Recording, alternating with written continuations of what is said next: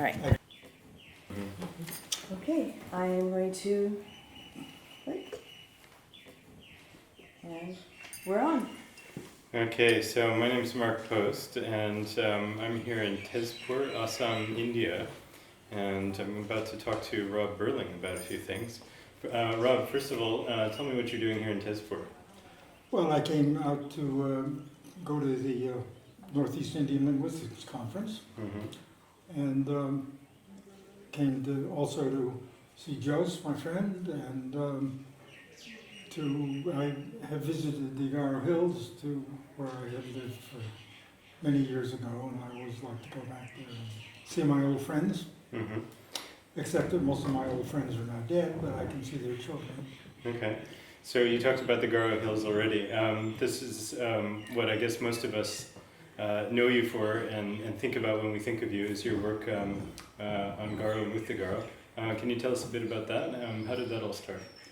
Well, I was a graduate student at the time, and I needed to cook up a dissertation, and I was interested in kinship and kinship organization, and the Garos were reported to have a really interesting and complex and unusual kinship system. They're matrilineal in the first place, meaning that they take their names and their inheritance and so on from their mothers rather than their fathers, which occurs around the world in various places, but it's somewhat uncommon and it's quite rare here. But in addition to that, they had some sort of quirky addition. The way they handled their matrilineality seemed to be somewhat different than most other matrilineal systems. And so I came to make an anthropological study of that kinship system. So you came here as an anthropologist? I came here as an anthropologist. So what are you doing at a linguistics conference? Well, I had had more linguistics than most anthropologists of my age or my level. I sat in on a very good course as an undergraduate, which whetted my appetite, but it sort of came along too late for me to really want to. I might, if things had been a little bit different, I might possibly have gone to graduate school to study linguistics instead of anthropology, but I didn't know enough about it. What year are we talking about now? What year are we talking about? Oh, I graduated from college in 1950.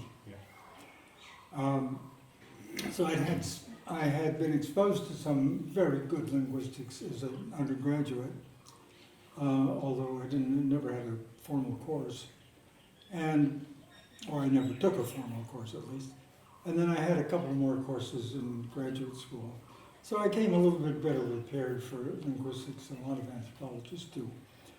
And I kept getting distracted from my interest in kinship and doing things about language, sort of on the side, which I wasn't supposed to be doing, but it was more fun sometimes than asking them about their kinship. And so by the time I was finished, I'd gotten a certain amount of linguistics in my notes, and I managed to even write a couple of articles, and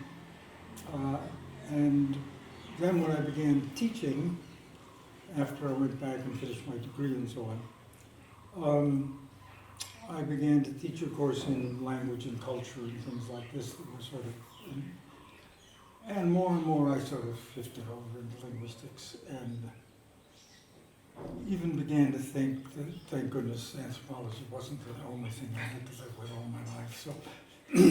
So I think of myself now as at least as much a linguist as an anthropologist.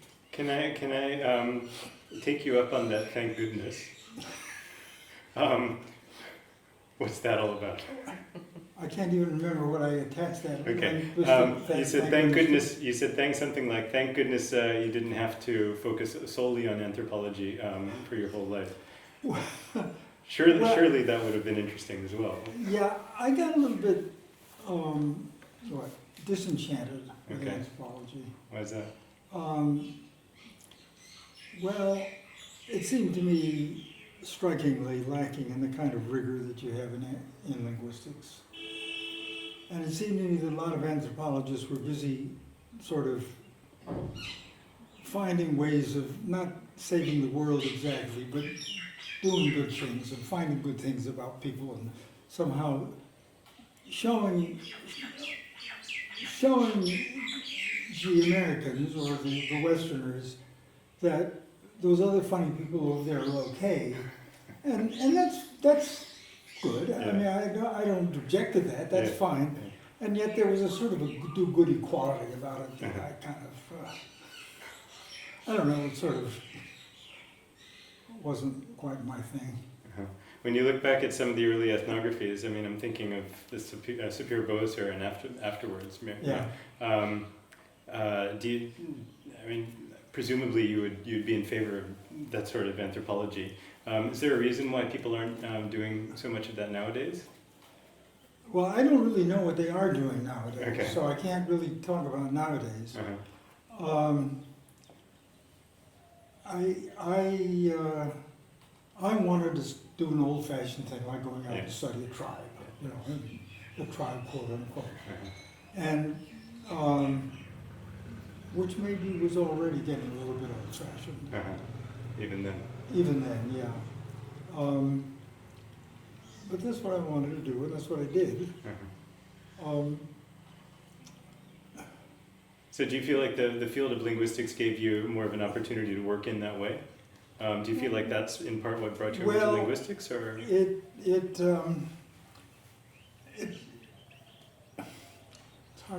hard for me to express.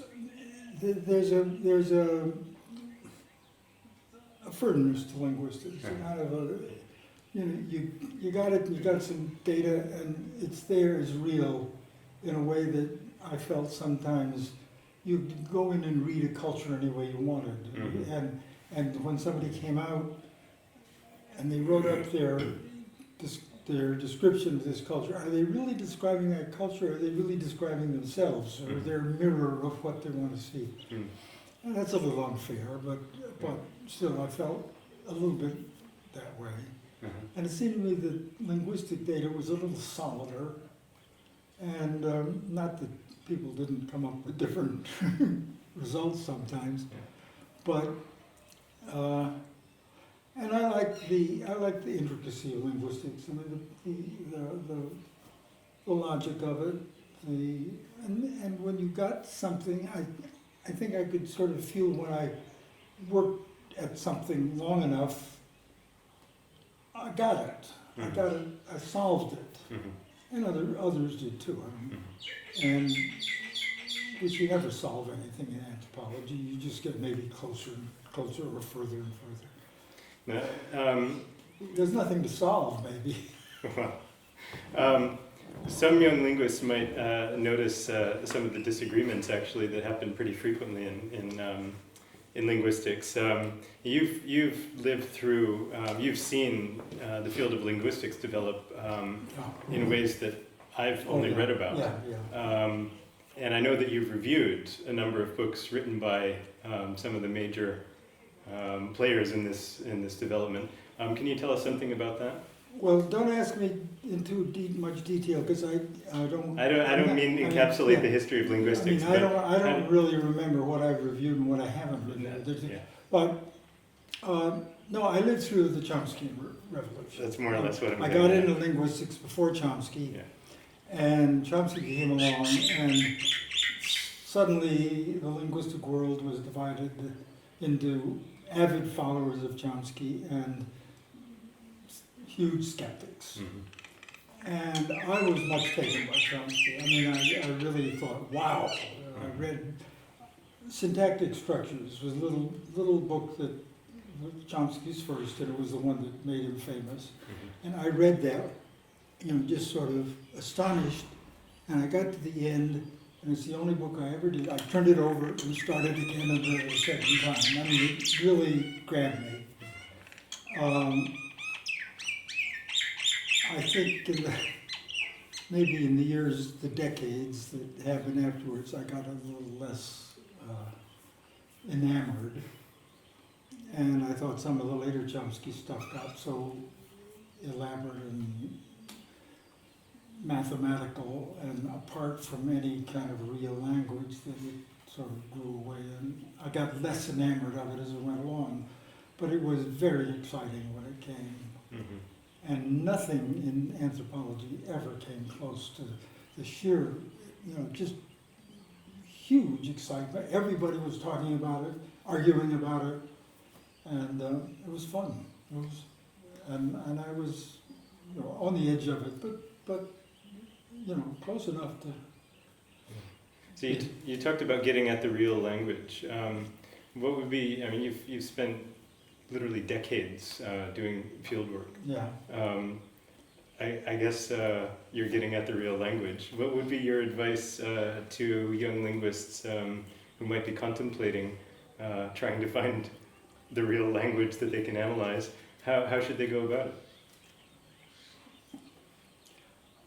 I try not to offer advice to people. Okay. I mean, I do sometimes, but I think they got to figure that out for themselves. Okay. I certainly didn't follow the advice of my professors. I wouldn't have taken them very seriously.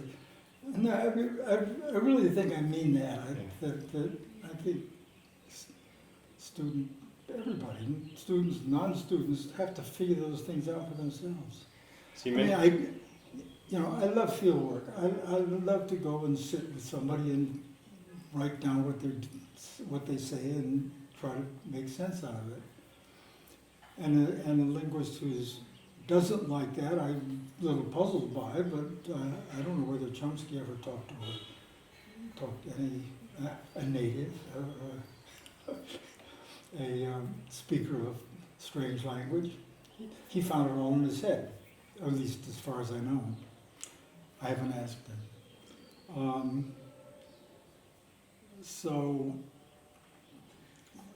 I would certainly say to people that how much fun it is to work with a language, and it's just it's a great joy to sit down with somebody who speaks a language I don't know anything about and gradually learn something about it and to make some sense out of it and see the organization that's there.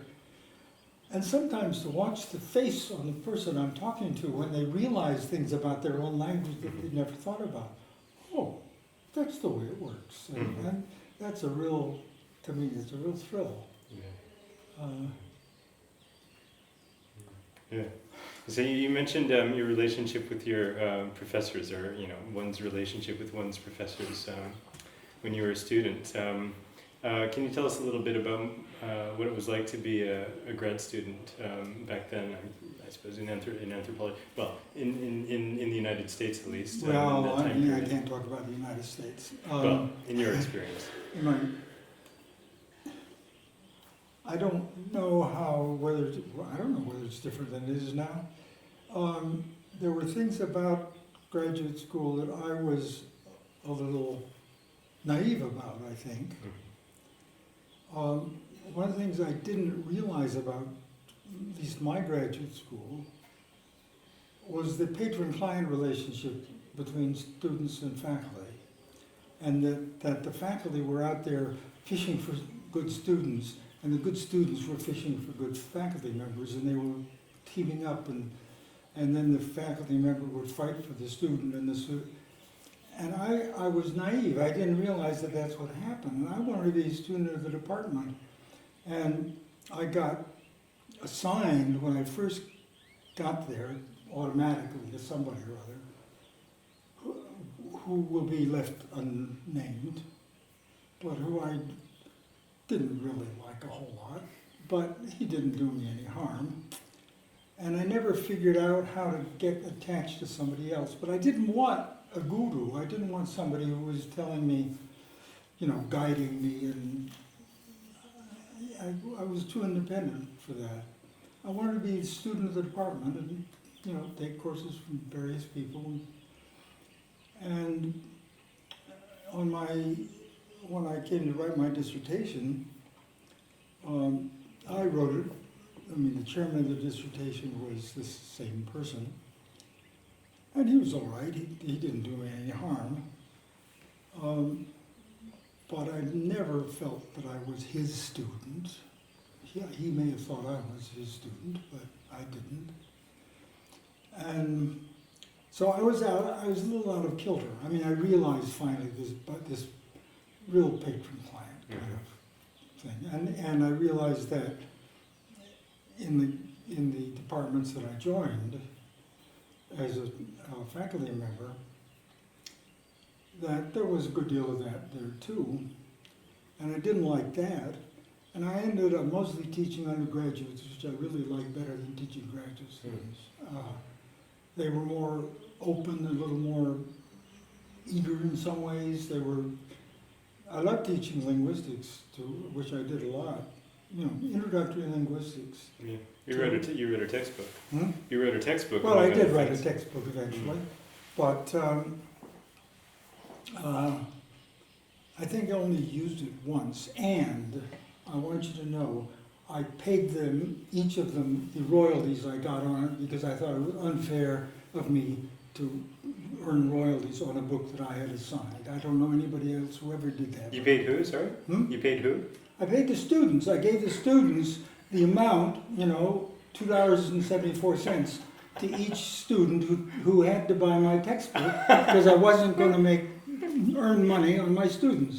Don't you think that's the right thing to do? I think it's the right thing to do. I wouldn't argue that. I don't know if I would have thought of that, but I don't know if I would have thought of it myself. But I agree it's the right They all sort of looked astonished, but here. Yeah, I'm not sure if that was legal, Rob, but anyway. Well, nobody else knew. I didn't. All right. Okay, I think there's one other question on my mind I want to make sure I ask you. This is, as far as I'm aware, your 60th year of coming to Northeast India. Yeah, that's right. Yeah, that's right. Do you think that's about right? What has kept you coming back here for 60 years? Northeast India. Well, if you fall in love with a place, you want to go back. I've always loved going back to the Garo Hills, where until this year, there were actually people who remembered me, and well, there's still people who remember me. They were children then, and they say, "Oh, you don't remember me, but I remember you." And there were until this trip, I think there were still people, old folks who I could sit down with and talk about old times, and but the diversity, the linguistic diversity, is, I think, just splendid, exciting, and it was kind of fun to be alone and have this all to myself. But it's even nicer that now that there's so many people that are interested in it. You said you had it alone and all to yourself at that time. Quite true. What was it like? I mean, why was that the case? How was it like to work here in those times? What kind of challenges did you face? How was it then? Yeah. Well, I didn't think of it as, that's the way it was. I didn't know. And there were American missionaries where I worked, which gave me an American missionary hospital, which was rather important, in the Garo Hills. And so I wasn't completely alone in a sense. There was a little attachment to home. My wife and children were there. What keeps me coming back? Well, it's the languages, the diversity of them, the people are just so nice. They're just lovely people, and they've been awfully good to me. Especially the Garos, but I've gotten to know a lot of others also.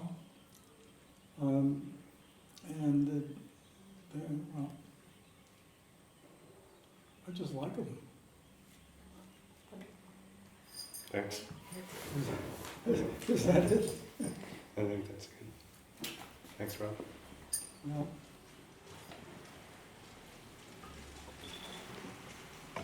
Thank you both. I don't That's know. great. I don't know, but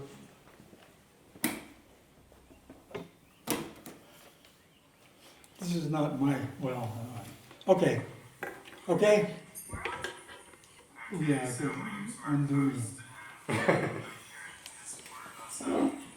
I'm going to email it to you so you can look at it. And Huh? if you feel like, I'll email it to you. So if you Okay. feel like looking at it, you can. all right, okay, okay. Nice Yeah. to listen to you. Let me give you a hug. I know. It's very Thank well you. framed, I think. It came out well. Yeah, yeah. That was, Oops, oops. yeah, there's the balance thing. Here. Oops.